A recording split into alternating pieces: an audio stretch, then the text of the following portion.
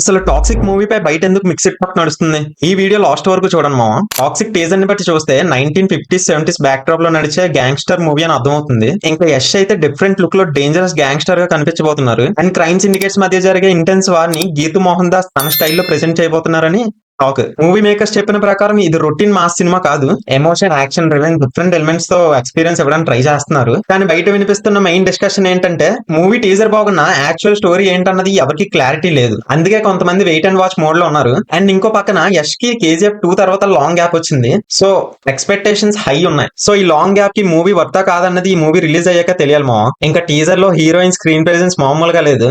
ఇది కూడా చాలా డిస్కషన్ క్రియేట్ చేసింది. ఆ సీన్స్ స్టోరీలో ఎంత ఇంపార్టెంట్, సినిమాలో ఎలా ప్రెజెంట్ చేస్తారు అనే క్లారిటీ ట్రైలర్ రిలీజ్ అయ్యాకే వస్తుంది. ఇప్పుడు అందరు చూపు ట్రైలర్ పైన ఉంది మామ. ట్రైలర్ స్ట్రాంగ్ గా క్లిక్ అయితే టాక్సిక్ మూవీ హైప్ ఇంకా వెళ్ళడం గ్యారంటీ. మీ ఒపీనియన్ ఏంటి మామ? టాక్సిక్ బ్లాక్ బస్టర్ అవుతుందా? కామెంట్స్ లో చెప్పేయండి. అండ్ మీరు యష్ ఫ్యాన్ అయితే ఈ రీల్ షేర్ చేశాను మామ.